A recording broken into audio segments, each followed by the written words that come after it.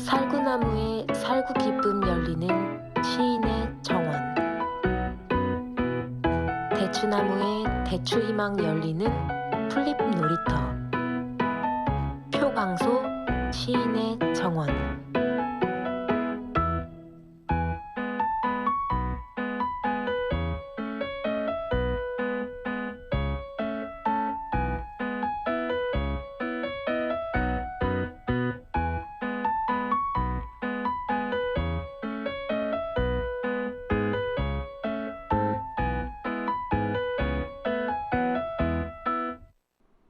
빈군과 영달은 오직 하늘에 달렸으니 모든 일은 모름지기 자연에 맡겨두라. 부귀는 때가 있어 홀로 차지하기 어렵고 공명이란 임자 없이 번갈아가며 전해지는 것. 멀리 갈 때는 마땅히 천천히 걷고 처음에 먼저 오를 때는 넘어질 것을 염려하라. 도성의 티끌 속을 헤쳐나갈 길에 남의 뒤를 따라가되 말을 채찍질하지 마라. 안녕하세요. 마이FM 91.3 서대문 공동체 라디오 힐링 충전소에서 시인의 정원을 진행하고 있는 시 쓰는 사람 표광소입니다. 오늘 읽은 한 시는 2009년 3월에 발굴한 이순신의 칠언율시입니다. 시인의 정원은 오늘 또 김현덕 씨와 함께합니다. 현덕 씨 안녕하세요. 네, 안녕하십니까. 김현덕입니다. 2009년 3월에 발굴한 이 시는 노승석 교수가 이제 처음 발굴했는데 그 사실을 조선일보가 처음 보도한 바 있습니다. 그 신문 기사를 현덕 씨와 제가 소개해드리겠습니다. 조선일보 2009년 3월 21일 기사입니다. 부귀 영화 연연 않고 나의 길을 가리라. 충무공 한시 2편 발굴. 노승석 순천향대 교수 공개. 충무공 이순신 장군의 작품으로 수정되는 한시 2편이 새로 발굴되었다. 세속적인 성공에 집착하지 않고 자신의 갈 길을 걸어가겠다는 의지를 담는 내용이다. 노승석 순천향대 이순신연구소 대우교수는 서울의 고서수집가가 소장하고 있는 고문서에 지금까지 알려지지 않은 한시와 충무공의 수결이 있는 것을 확인하고 이 사실을 공개했다. 이 문서는 칠언율시 3편이 포함된 글을 26장의 한지 조각의 붓글씨로 이어 쓴 독특한 형식이다. 이 중 두 번째 시는 빈군과 영달은 오직 저 하늘에 달렸으니 모든 일은 모름지기 자연에 맡기리라. 부귀함은 때가 있으나 홀로 차지하기 어려운 법. 공명이란 임자가 없어 번갈아 서로 전하는 것이네. 마침내 멀리 갈 때는 천천히 걷고 처음에 먼저 오를 때는 넘어질 것을 염려하라. 도성의 누런 티끌 속을 헤쳐나갈 길에 남의 뒤를 따라가되 채찍질하지 말라고 되어 있다. 어지러운 세상을 살아가면서 부귀와 공명에 연연하지 말고 정진하되 지나치지는 말라는 교훈적인 내용이다. 또한 자신을 좀처럼 알아주지 않는 세상에 대한 아쉬움을 딛고 나는 나의 길을 걷겠다는 고독함과 강직함이 느껴지기도 한다. 세 번째 시에는 시골에 산다 해서 어찌 반드시 서울과 다르랴. 곳곳에 화평항이 제 집마다 있구나. 만나는 곳엔 이제 마음의 불이 움직이는 것 같으니 그곳에선 귓전에 바람이 스치듯하는 게 제일이지. 악을 제거하려면 반드시 풀을 벌듯이 하고 아름다움을 취해보면 모두가 꽃이로세. 옛 곡조 높고 출렁거리는 산수 밖에서 창랑의 한 자락을 그대들을 위해 노래하네 라고 적었다. 창랑이란 중국 전국시대 시인 구런의 어부사에 나오는 창랑의 물이 맑으면 내 각근을 씻고 창랑의 물이 흐르면 내 발을 씻으리라는 구절에서 유래한 것이다. 자신이 처한 세상의 상황에 따라 적절히 대처하는 몸가짐에 대해 읊고 있다. 노 교수는 첫 번째 시는 주색을 경계하라는 내용인데 동문서에 나오는 이나의 시를 조금 변형한 것이지만 나머지 두 시는 어디에서도 확인되지 않아 창작으로 봐야 한다고 말했다. 전체 글의 서두에 이 열악한 종이에 내 손을 빌려서 글씨를 썼다. 어디서 나온 것인지 알 수 없지만 젊은 아이들의 청을 저버릴 수가 없었다고 한 것으로 보아 청년들의 요청을 받아 교훈적인 내용을 시로 써준 것으로 보인다. 글 마지막에는 비록 지금 분 놀리기를 청하고자 하나 눈이 침침하고 손이 부드럽지 못하니 어찌하리요. 그러나 다시 노익장이라는 말을 얻고자 한다고 적은 뒤에 이순신이라는 이름과 일심이라는 수결로 끝을 맺었다. 노 교수는 난중일기에 등장하는 이순신 장군의 수결과 비교하면 심자에 획 2개를 과장해서 쓴 등 동일한 수결이고 불, 차, 소 같은 글자에서 장군 특유의 필체가 드러난다며 이순신 장군이 전쟁 직전 정읍현감 시절이나 전쟁 중에 쓴 글로 보인다고 말했다. 노 교수는 이 문서의 원문과 번역문 전문을 충무국 서첩 한시 샘수란 제목의 소책자로 간행할 계획이다. 이순신 연군가인 노 교수는 2004년 난중일기의 13만 자를 처음으로 데이터베이스화한 뒤 150여 글자를 바로잡는 난중일기 첫 완역본을 냈고 지난해에는 현충사소장 충무공 유사 중에서 알려지지 않은 32일치의 난중일기를 새로 찾아내 공개하기도 했다. 네, 노래 한 곡 듣고 오겠습니다. 최백호 씨가 부릅니다. 보고 싶은 얼굴.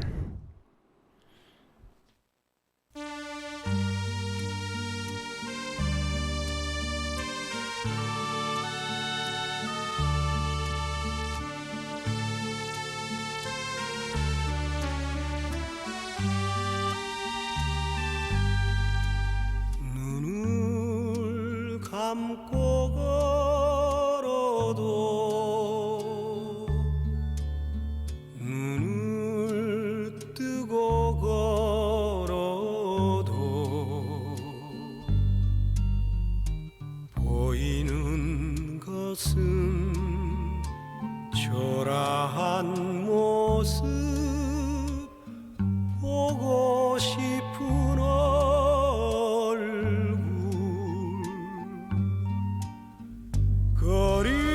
거리마다 물결이 거리마다 발길이 휩쓸고 지나간 허황한 거리에 눈을 감고 걸어도 눈을 뜨고 걸어도 보이는 것은 초라한 모습 보고 싶은 얼굴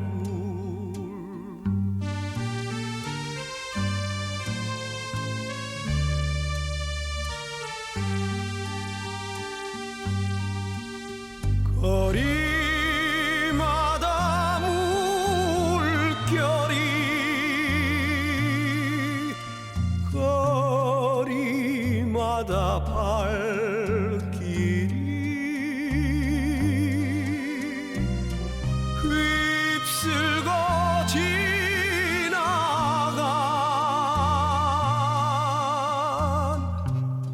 허황한 거리에 눈을 감고 걸어도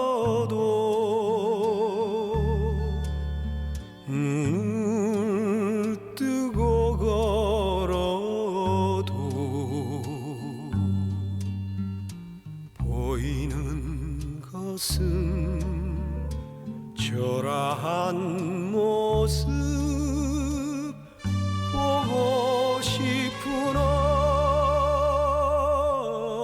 얼굴.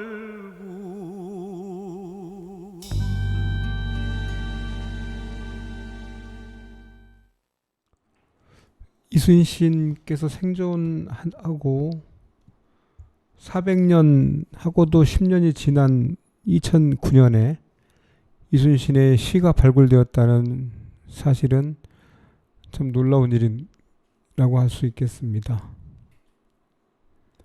아마 젊은 청년들의 청을 받고 교훈시를 썼다라고 이렇게 짐작이 되는 시인데요.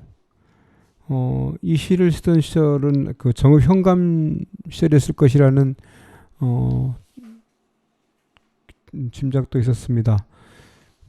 정읍 현감 시절에는 또 이제 그 장군께서 일기를 쓰지 않으셔서 본인의 그 어떤 심정으로 이 글을 썼는지는 알 수는 없는데, 이순신의 그 둘째 형님의 이순신의 큰형님, 그러니까 큰형님 희신의 그 둘째 아들인 이분이라는 그 분이, 그러니까 조카죠. 조카가 쓴 행록이 있습니다. 이순신 충무공 행록이 있는데, 그 행록에 보면 이순신께서 이 시를 쓸 당시에 그 기록이 남겨져 있습니다. 그래서 그 당시에 그 행록을 한번 저희가 한번 소개해 볼까 합니다. 행록의 그러니까 1588년부터 한번 읽어보겠습니다. 1588년, 그러니까 무자년이죠. 무자년, 그러니까 충무공께서 44세가 되던 때입니다. 무자년 윤 4월에 집에 돌아와 있었다. 그때 조정에서는 무사로서 불차 타경을 하였는데 공이 그 두 번째에 들어 있었으나 채용하라는 명령이 아직 내려오지 않아 관직을 제수받지 못했다. 기축년 봄에 전라도 순찰사 이광이 공을 군관으로 삼고 나서 탄식하여 말하기를, 그대와 같은 재주를 가지고 이렇게 뜻을 펴지 못하고 지내다니 안타까운 노릇이다 라고 하면서 조정에 아뢰어 공을 본도의 겸조방장으로 삼았다. 공이 순천에 이르니 부사 권준이 술을 마시고는 공에게 일러 말하기를, 이 고을이 아주 좋은데 그대가 나를 대신할 수 있겠소? 라고 하며 자못 자랑스러워하면서 거만한 빛을 보였지만 공은 다만 웃고 말았다. 11월에 무겸 선정관이 되어 상경하였다가 12월에 정읍 현감이 되었다.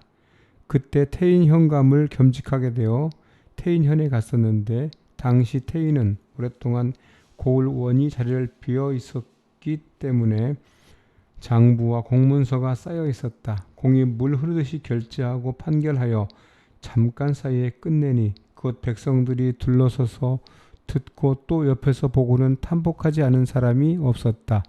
심지어 어사에게 글을 올려 공을 태인 현감으로 삼아 달라는 청까지 하는 자가 있었다. 그때 조대중이 도사로 있으면서 일찍이 편지로 공에게 안부를 물어왔다. 공은 본도 도사의 편지인지라 답장을 하지 않을 수가 없어서 글을 써서 보내었다. 그 후 조대중이 영모의 죄에 걸려 그 집의 문서와 서적들이 모두 수색과 압수를 당했다. 공이 마침 차원으로 상경하다가 길에서 금오랑을 만났는데 공과 서로 아는 사이였다. 그가 공에게 이르기를, 공의 편지도 수색물 안에 들어있는데 내가 공을 위해 뽑아버리고자 하는데 어떻겠소? 하였다. 공은 말하기를, 지난날 도사가 내게 편지를 보내왔기에 나도 답장을 하면서 다만 서로 안부만을 물었을 따름이요. 또 이미 수색물 속에 들어있는 것을 사사로이 뽑아버리는 것은 옳지 않은 일이오 라고 하였다.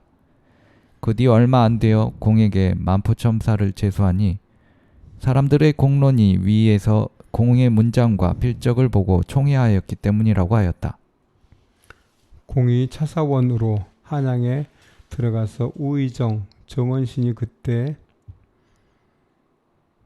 옥중에 있었으므로 공은 옥문 밖에서 문안하였는데 금오랑들이 당상에 서로 모여서 술을 마시고 노래를 부르며 있는 것을 보았다. 공은 금오랑들에게 말하기를 죄가 있고 없는 것을 막론하고 일국의 대신이 옥중에 있는데 이렇게 당상에서 풍류를 잡히고 논다는 것은 아마도 미안한 일이 아니겠소? 라고 하니 금오랑들은 얼굴빛을 고치고 사과하였다. 공의 두 형이 일찍 죽고 그 자녀들이 모두 어렸으므로 공의 어머님 손에서 자라고 있었다. 공이 정읍 현감이 되자 두 형의 자녀들도 모두 공의 어머님을 따라 그곳에 가 있었다. 어떤 사람이 남소리라며 이를 비난하니 공은 눈물을 흘리면서 이르기를 내가 차라리 남소리 죄를 지을지언정 이 의지할 데 없는 것들을 참아 버리지 못하겠습니다라고 하니 듣는 이들이 공을 의롭게 여겼다. 경인 7월에 고사리 첨사로 임명되었으나 대관들이 고을 수령 옮기는 문제에 대하여 이의를 제기하였기 때문에 그대로 그 고을에 유임하였다. 8월에는 당상관으로 품계를 올려 만포 첨사로 임명하였지만 대관들이 또 너무 빨리 승진시킨다고 하여 원래대로 고쳐서 그대로 유임하였다. 신묘년 2월에 진도 군수로 발령을 받았으나 부임도 하기 전에 가리포 첨사로 임명되었다. 또 부임도 하기 전에 같은 달 13일에 전라좌도 수사로 임명되어 정읍으로부터 부임하였다. 공이 처음 수사로 임명되었을 때 공의 친구가 꿈을 꾸었는데 큰 나무를 보았다. 그 높이는 하늘을 찌를 듯하고 가지는 하늘과 땅 사이에 가득 퍼져 있었다. 백성들이 그 위에 올라가 몸을 의탁하고 있는 자들이 몇만 명인지 알 수 없었다. 그런데 그 나무가 뿌리째 뽑혀 쓰러지려고 하자 어떤 사람이 몸으로 그것을 떠받치고 있었다. 자세히 보니 그가 바로 공이었다. 뒷사람들은 송나라의 문천상이 하늘을 떠받들었다는 꿈의 비기였다. 공이 수영에 있을 때 외적이 반드시 쳐들어올 줄 알고 본영 및 소속진들의 무기와 장비들을 수선하여 갖추지 않은 것이 없었고 철새를 만들어 앞바다를 가로막았다. 또 전선을 장착하였는데 그 크기는 판옥선만 하며 위를 판자로 덮었고 판자 위에는 십자 모양의 좁은 길을 내어 사람들이 위로 지나다닐 수 있게 하였으며 그 나머지 부분에는 모두 칼과 송곳을 꽂아서 사방으로 발 디딜 곳이 없도록 했다. 앞에는 용의 머리를 만들어 붙였는데 그 입은 총구멍이 되었고 뒤는 거북의 꼬리처럼 되어 있었는데 꼬리 아래에도 총구멍이 있었고 좌우로 각각 6개의 총구멍이 있었다. 대개 그 형상이 거북과 모습이 같았기에 이름을 거북선이라고 하였다.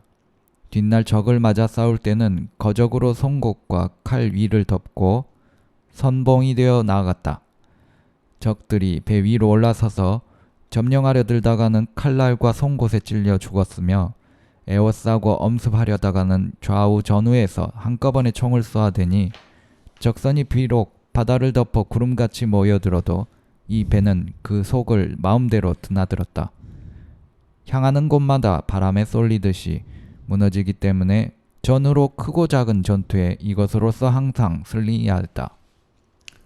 조정에서 신립의 장계에 따라 수군을 없애고 육전에만 전력하자고 주장하자 공이 곧 장계를 올려 말하기를 바다로 오는 적을 막는 데는 수군만한 것이 없으니 해전과 육전 어느 한 가지도 폐지할 수 없습니다. 라고 하였다. 조정에서도 그의 의견을 옳게 여기었다. 노래 한 곡 듣고 오겠습니다. 가수 조동진 씨가 부릅니다. 행복한 사람.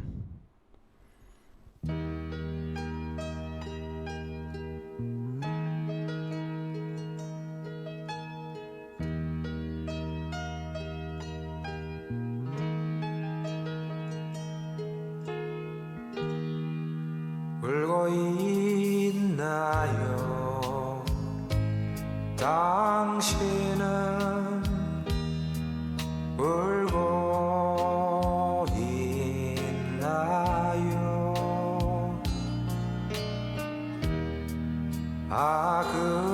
그러나 당신은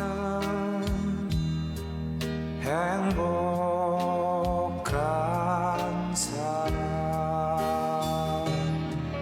아직도 남은 별 찾을 수 있는 그렇게 아름다운 두 눈이 있으니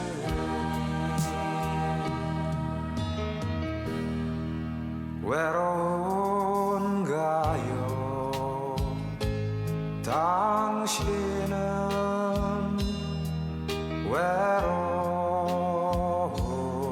외로운가요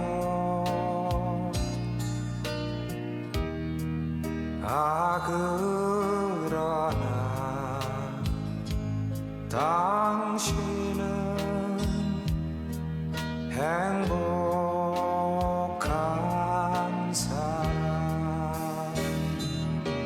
아직도 바람결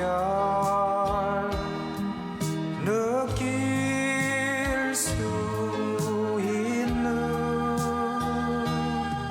그렇게 아름다운 그 마음이 있으니 아직도 남은 별 찾을 수 있는 그렇게 아름다운 두 눈이 있으니 아직도 바람결 느낄 수 있는 그렇게 아름다운 그 이순신 장군의 큰형님의 그 둘째 아들이 쓰신 그 행록에서 저희가 그 아침에 그 먼저 읽어드렸던 시를 지었을 것으로 짐작되는 시절에 그 행록 기록을 한번 소개했는데요. 이번에는 그 이순신과 같은 시절에 생존했던 허균의 글을 몇 편 소개해 볼까 합니다. 벼슬이 뭐길래 부안현 바닷가에 변산이 있는데 산 남쪽에 골짜기가 있으니 우반이라고 한다. 그곳 출신 부사 김청택 공이 경치 좋은 곳을 가려 암자를 짓고 정사라고 이름하였다. 노년에 즐기면서 쉴 장소로 쓰려 한 것이다. 나는 일찍이 공적인 일로 호남을 왕래한 적이 있었는데 그 뛰어난 경치를 익히 들었으나 본 적이 없었다. 나는 본디 세속의 영화나 이익을 즐겨하지 않아서 매양 은거하려는 뜻은 있었으나 바라기만 할 뿐 아직 실현하지 못했다. 올해 공주목사에서 파직되고 남쪽으로 돌아갈 것을 결심했다. 이른바 우반이라는 곳에 살터를 잡으려 하니 김공의 아들 진사 등이 말했다. 제 선친에 보잘것없는 오두막이 있지만 제가 지킬 수가 없으니 원컨대 공께서 수리하셔서 지내십시오. 내가 그 말을 듣고 즐거워하면서 마침내 고달부 군 및 두 사람의 이씨와 함께 말고삐를 나란히 하고 가서 살펴보았다. 갯가루는 작은 길이 있어서 구불구불 골짜기로 든다. 반달 모양 폐옥이 쟁쟁거리는 듯한 시냇물 소리는 졸졸졸 숲속에서 쏟아져 내린다. 계곡을 따라 몇 리 채 못 가서 산이 열리고 넓은 땅이 나온다. 자오르는 솟아오른 봉우리가 봉황과 난새가 날개를 펴고 나는 듯하는 것을 헤아릴 수 없었고 동쪽 산록으로 소나무와 회나무 만 그루가 하늘을 찌른다. 나와 세 사람은 곧바로 집터로 갔다.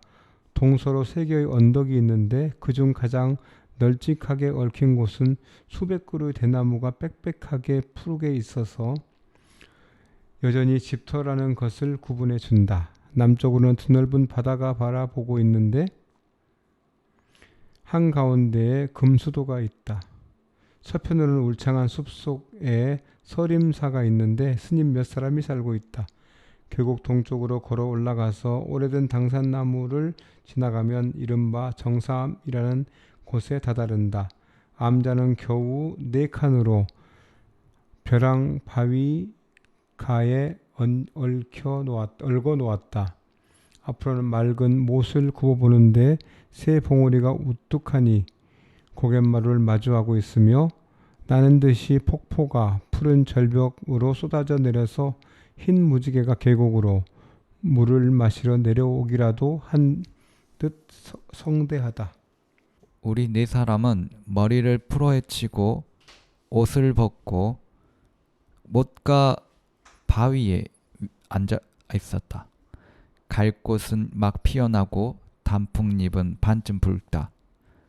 저녁볕은 산봉우리에 걸리고 하늘 그림자는 물에 거꾸로 비친다.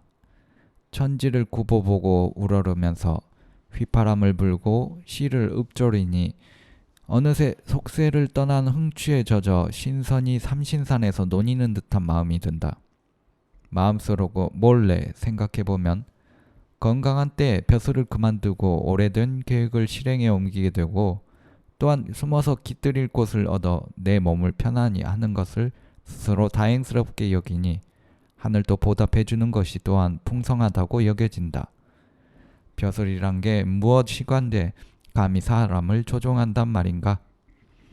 고을 원님인 심덕현 군이 암자가 피폐해졌는데도 관리하는 사람이 없다면서 3사람의 스님을 모으고 쌀과 소금 약간 섬을 보내주었으며 제목을 벌채하여 그것을 수리하게 해주고는 부역을 면제하는 조건으로 그곳에 살면서 관리하게 해주었다.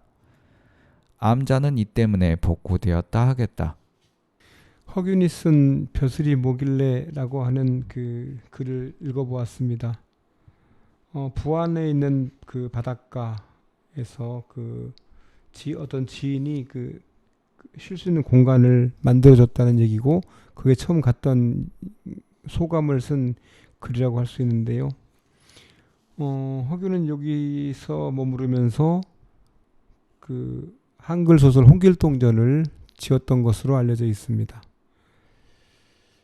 제가 오늘 이순신의 그 작품을 읽고 그 동시대에 살았던 그 허균이라는 사람의 글을 지금 소개해드리고 있습니다. 글을 한 편 더 소개해드리겠습니다. 허균이 쓴 부귀와 영화의 허망함에 대하여라는 글입니다. 제가 한번 읽어드리겠습니다. 동대문 밖 40리에 도산이 있는데 산 밑은 모두 비옥한 토지로 평성공, 박원종, 상국의 현손인 몽필이 거처하고 있다. 귀년 내가 휴가를 얻어 동쪽으로 성묘를 하러 가다가 박씨의 집에 묵게 되었는데 주인께서 너무 후하게 대접해 주었다. 주인이 말하였다.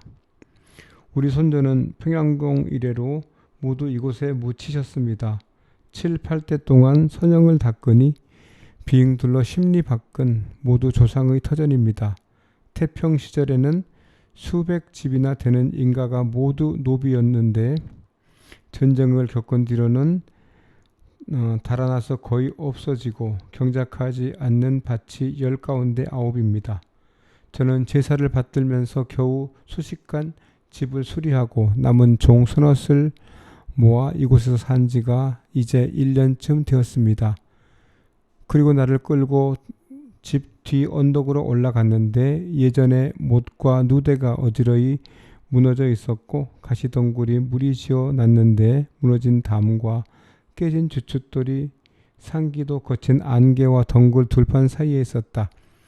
그가 손가락을 가리키며 말했다. 저 터는 사당이고 안방이고 저 곳은 편히 쉬던 방입니다. 저 땅은 활터요 곡식을 저장하던 창고며 저 터는 손님들과 잔치하던 누각이고 음악을 즐기던 집입니다. 저 터는 격구하면서 말을 희롱하던 마당이고 저곳은 관리들과 서리들이 문안을 올리던 대청이지요. 내가 눈을 들어 이리저리 살펴보니 모두 호화로운 옛 자치다. 아, 사람의 일이란 영원하기 어려운 것이어서 번성함과 세미함이 번갈아 바뀌는 법이다. 이것은 예부터 똑같은 것이고 성인과 지혜로운 사람이라도 면할 수가 없는 것이다. 평성공이 융성하던 시절 손수 해의 바퀴를 붙잡고 황도에 올라 우리 땅 수천 리를 까치발로 딛고 부리로 탄식하는 자들로 하여금 도탄에서 벗어나게 하였으니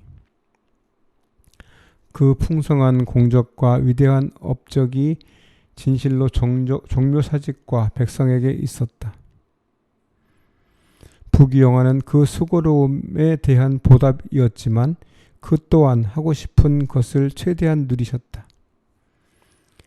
누각과 건물은 그 몸을 편안히 하고 노래와 음악, 비단업과 꽃이며 대나무로 귀와 눈을 즐겁게 한 것이라든지 빈객과 벗, 문생과 옛 관료들은 문을 가득 메웠으며 사방의 여러 지역에서 예물을 보내주는 것은 한나라 각광이나 장안새와 비교해도 손색이 없었다. 바야흐로 아름다운 여자를 옆에 끼고 좋은 음악을 들으며 새 날개 모양 술잔에 술을 마시며 생광스러운 춤 구경을 하던 시절 어찌 100년 뒤 밭과 집인 황폐해지고 누각과 건물은 쓰러져 외롭게도 자손이 서민처럼 바뀌어 한때기 집도 보존치 못할 줄을 알았겠는가. 부귀는 영원한 것이 아니요 영화로움도 믿을 게 못됨의 이와 같다. 오늘날의 군자들이 어찌 경계로 삼지 않겠는가. 권세로운 자리를 아끼고 임금의 총애와 이익을 그리워하지만 그 몸은 평성공과 같은 공적이 없이 그분과 같은 즐거움을 누리고자 하면서 스스로 오래도록 그것을 보존하리라 생각하니 이 또한 어리석은 일 아닌가. 주인이 이 말로써 그를 지어서 없어지지 않도록 해달라고 부탁하기에 부질없이 기록하여 그에게 주는 바이다. 네, 오늘 그 이순신의 시의 내용과 좀 비슷한 내용이 있어서 한번 소개해드렸습니다. 아무래도 저희가 그 허균의 글을 중에서 저희가 기억해야 될 글이 또 한 편 있어서 이 글도 한번 읽어보려고 합니다. 호민에 대하여라는 글인데요. 이거는 우리 현덕 씨가 한번 읽으셨으면 합니다. 호민에 대하여 천하에 두려워할 만한 것은 오직 백성뿐이다. 백성을 두려워해야 하는 것은 수해나 화재, 호랑이나 표범보다도 더 크다. 윗자리에 있는 사람들이 바야흐로 그들을 업신여기고 길들여서 모질게 부려먹는 것은 무엇 때문인가? 대저 이루어진 것을 즐기느라고 항상 보는 것에 구속되어 있는 자들은 순순히 법을 받들어 윗사람들에게 부림을 받으니 이는 항민이다. 항민은 두려워할 만한 자가 못 된다. 매섭게 빼앗겨서 살갗이 벗겨지고 뼈골이 부서지며 집안의 것을 다 내놓고 땅에 소출을 바쳐서 끝없는 요구를 제공하느라 근심스레 한탄이나 하면서 윗사람을 원망하는 사람은 원민이다. 원민도 꼭 두려워할 만한 존재는 아니다. 푸죽간 안에 자취를 감추고 몰래 다른 마음을 키우며 천지 사이를 흘겨보다가 요행이 시대의 병고라도 있으면 자기가 원하는 바를 팔고자 하는 이는 호민이다. 대저 호민은 매우 두려워할 만하다. 호민은 나라의 틈새를 엿보고 일의 기미가 기세를 탈 만한 것인가를 엿보다가 논두렁 위에서 팔을 휘두르며 한번 크게 외치면 저 원민들은 소리를 듣고 모여들으며 도모하지 않았어도 함께 소리를 외친다. 저 항민 역시 살기를 구하며 홈이 고물에 창자루 등을 가지고 가서 그들을 따라 무도한 놈들을 죽이지 않을 수 없을 것이다. 진나라가 망한 것은 진승 오광 때문이었고 한나라가 어지러진 것 또한 황건적 때문이었다. 당나라의 쇠미함에 왕선지와 황소가 그 틈을 따서 결국 이 때문에 사람과 나라를 멸망시키고서야 그쳤다. 이는 모두 백성을 모질게 대하여 스스로를 봉양했던 허물인데 호민은 그 틈을 탈 수 있었던 것이다. 대저 하늘이 임금을 세우는 것은 백성을 기르기 위함이지 한 사람으로 하여금 위에서 방자하게 눈을 부릅뜨면서 도저히 채우지 못한 엄청난 욕심을 채우도록 하자는 것은 아니었다. 진나라와 한나라의 일의 재앙은 당연한 결과였지 그들의 불행이 아니었다. 지금 우리나라는 그렇지 않다. 땅은 좁고 사람은 적은데 백성들은 게으르고 소심하여 기이한 저리와 호협한 기운이 없다. 그러므로 평상시에 크고 뛰어난 인재가 나와서 세상에 쓰이는 일이 없다 할지라도 난을 당하여서도 호협한 백성과 사나운 병졸이 없으니 난의 우두머리로 나서서 이끌어 나라의 환란이 되는 자가 없으니 이 또한 다행스러운 일이다. 그렇지만 오늘날 왕망의 시대와는 다르다. 고려시대에는 백성들에게 세금을 부과하는 것에도 일정한 한계가 있었고 산과 모채 이익을 백성들과 공유하였다. 상인을 통하게 하여 공인들에게 혜택을 주었으며 또한 들어오는 것을 헤아려서 소비하여 국가에 비축한 것이 여러였다. 그래서 큰 전쟁이나 장례를 치른 경우 세금을 더 부과하지 않았다. 고려 말기에 이르러서도 오히려 삼공을 걱정해 주었다. 우리 조선은 그렇지 않다. 보잘것없는 백성으로 귀신을 섬기고 윗사람을 받드는 예절을 중국과 똑같이 한다. 백성들이 생산물의 50%를 세금으로 부과하지만 관청으로 돌아가는 이익은 겨우 10%다. 그 나머지는 간사한 개인들에게 약탈당해서 어지러이 흩어지고 만다. 또한 창고에는 저축해 둔 것이 없어서 일이 생기면 1년에 2번 세금을 거두기도 하니 고을의 수령은 그것을 빙자해서 가혹하게 수탈을 하여 그 끝을 모를 정도다. 그러므로 백성들의 근심과 원망은 고려 말기보다 더 심하다.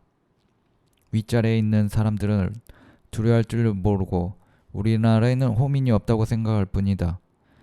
불행히도 견훤이나 궁예 같은 자가 출현하여 몽둥이를 휘두른다면 근심하고 원망하던 백성들이 그들을 따라가지 않으리라는 것을 어찌 보장할 것이며 중국에서 일어났던 황소의 난 같은 것은 까치발을 하고 기다릴 수 있을 것이다.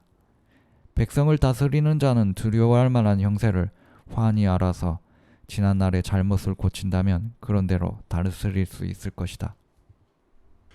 네, 허균의 호민론을 읽어보았습니다. 노래 한 곡 듣고 하겠습니다. 수아진이 부릅니다. 파초.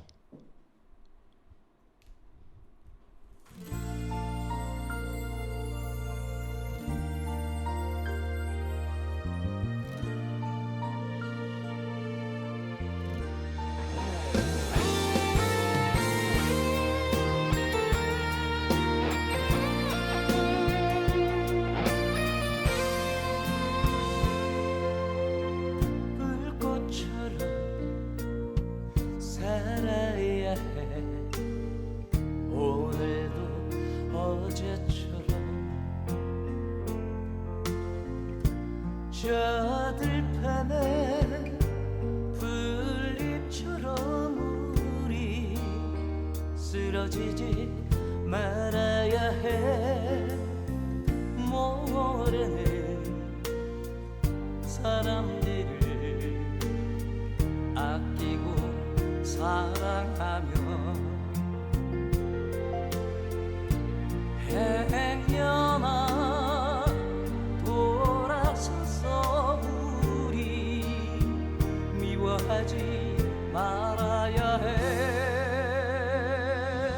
하늘이 내 이름을 부르는 그날까지 하고 아름답게 오늘은 살아야 해. 정열과 욕망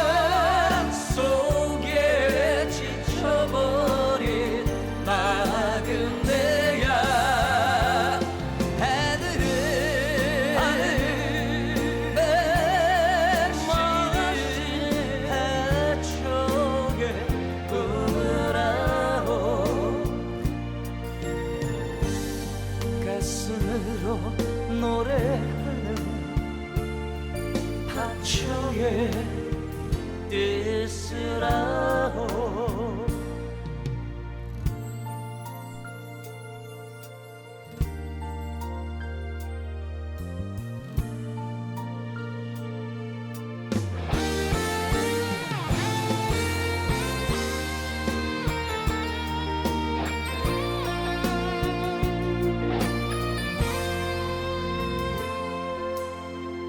모르는 사람들을 아끼고 사랑하며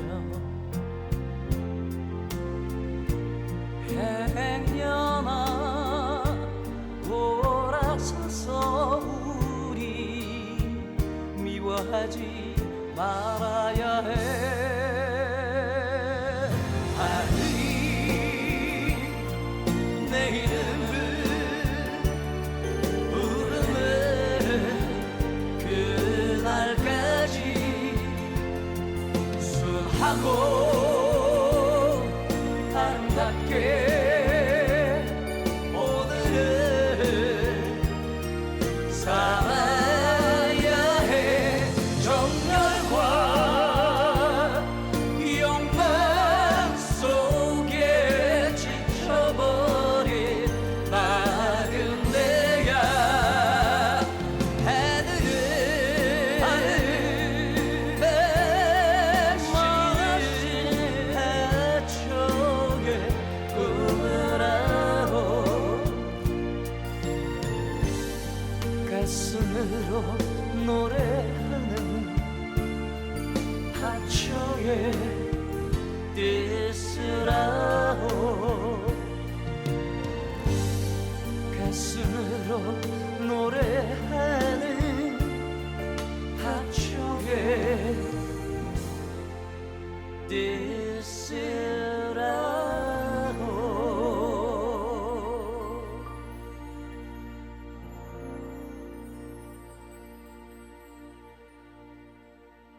네, 저희가 그 방금 소개해드린 글은 도서출판 태학사에서 발행한 허균 산문선 누추한 내 방에 실려 있는 글 3편이었습니다.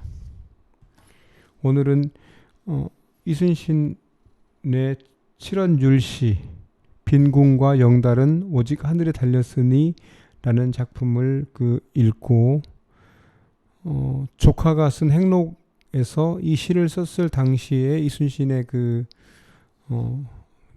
자취를 소개해드렸고요. 또 이순신과 동시대 사람이었던 허균의 글 3편을 소개했습니다. 이 3편과 관련해서 그 빈궁이니 영달이니 부귀, 공명 이런 그 글들이 이런 낱말들이 많이 나오는데요. 이 낱말과 관련돼서 또 그 생각해 볼 만한 글이 한 편이 있어서 그것도 소개해 드릴까 합니다.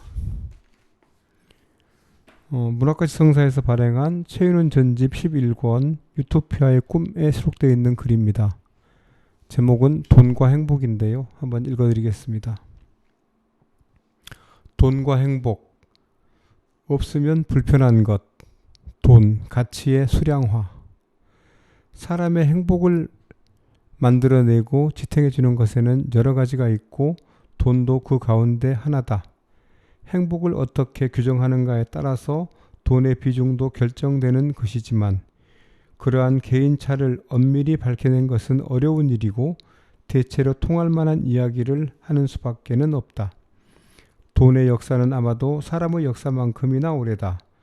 그러나 서양에서 근대라고 불리는 때가 시작되기까지는 돈이 인생에 미치는 힘에 저항하는 몫을 하는 또 다른 힘이 있어서 돈의 위력은 파괴적이라고까지는 할 수 없었다.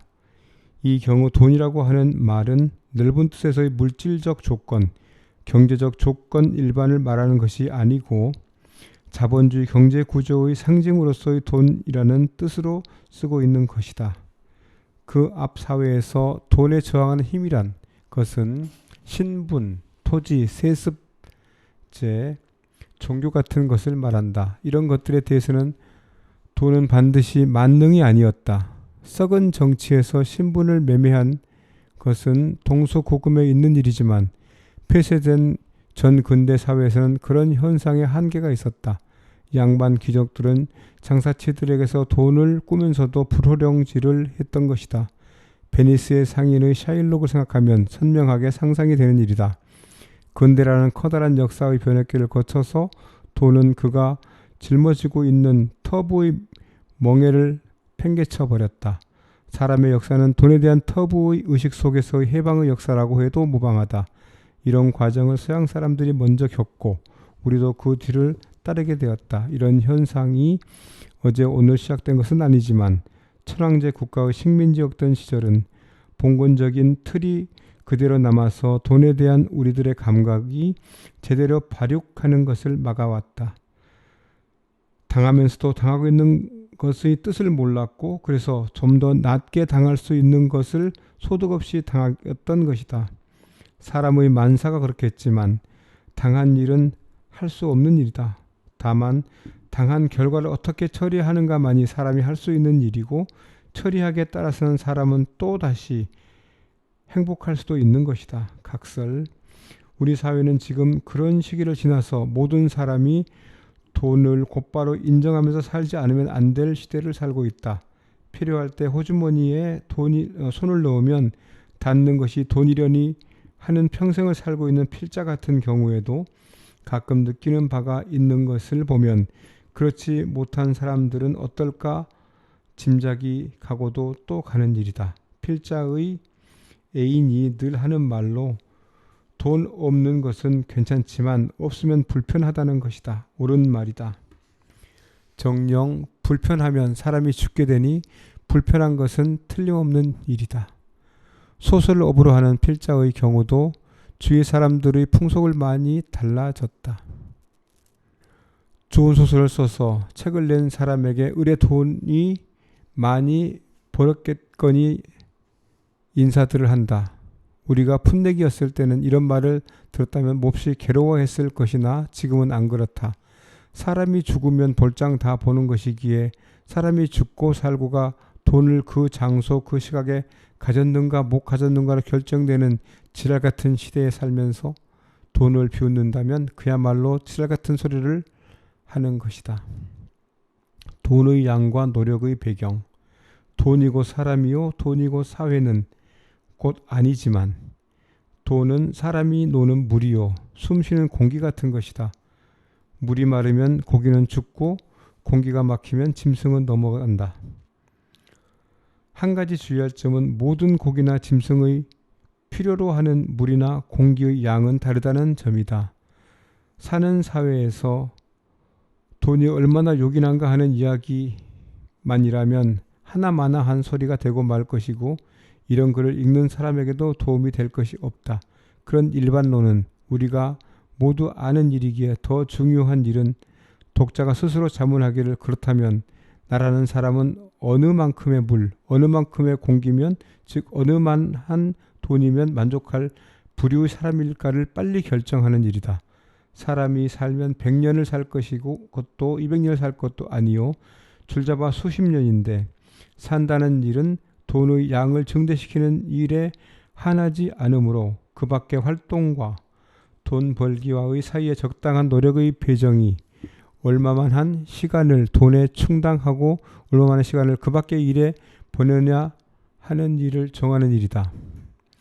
이것을 빨리 정할수록 좋다. 적어도 20살을 넘어서면 빠를수록 좋다. 입지라는 것은 이 스태미나의 배정 시기를 말하는 것이다. 자기 환경이나 자기 성품을 봐서 제일 그럴 만한 선에서 자기 자신과 타협을 보고 이후는 그것을 실천하면 된다. 돈만 가지면 행복한 것은 확실히 아니다. 돈보다 명예가 더 중요한 사람이 있다. 명예보다 풍류가 더 귀한 사람도 있다.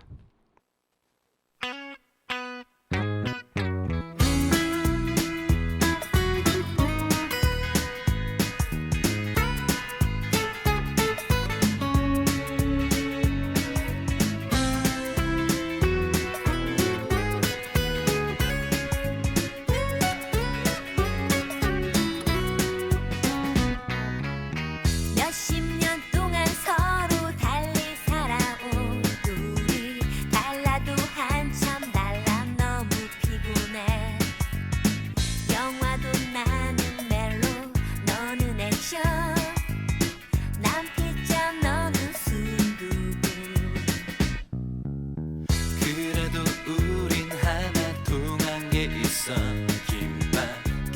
김밥을 좋아하잖아. 언제나 김과 밥은 붙어 산다고 너무나 부러워했지.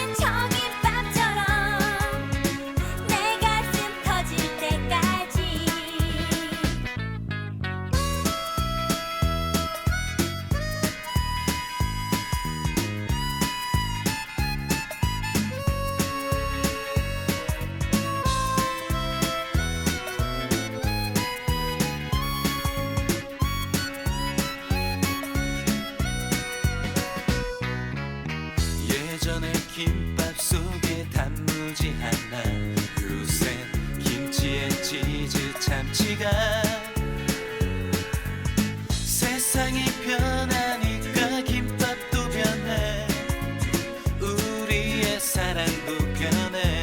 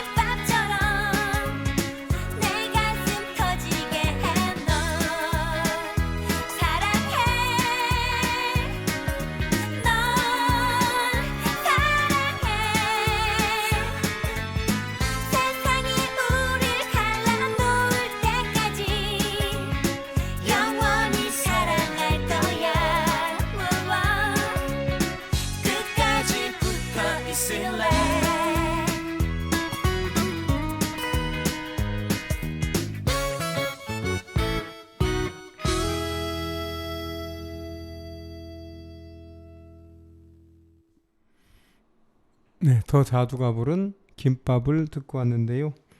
오늘은 2009년 3월에 발굴된 이순신의 천율시를 읽었습니다. 그리고 이순신의 조카가 쓴 행록을 소개했고요. 허균의 산문 3편과 소설가 최은우 선생님의 돈과 행복이라는 산문도 읽어보았습니다. 오늘 여기까지 하겠습니다. 다음 주에 뵙겠습니다. 감사합니다. 감사합니다. 빈곤과 영달은 오직 하늘에 달렸으니 모든 일은 모름지기 자연에 맡겨두라. 부귀는 때가 있어 홀로 차지하기 어렵고 공명은 임자 없이 번갈아 가며 전해지는 것. 멀리 갈 때는 마땅히 천천히 걷고 처음에 먼저 올 때는 넘어질 것을 염려하라. 도성의 티끌 속을 헤쳐나갈 길에 남의 뒤를 따라가되 말을 채찍질하지 마라.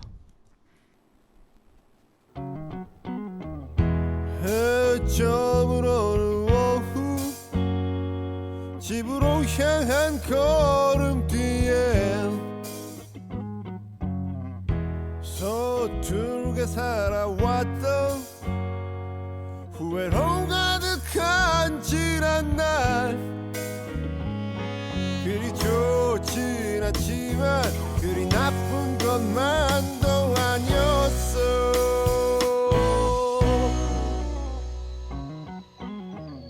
석양도 없는 저녁, 내일 하루도 흐리겠지. 힘든 일도 있지. 드넓은 세상 살다 보면 하지만 앞으로 나가 내가 가는 곳이 길이다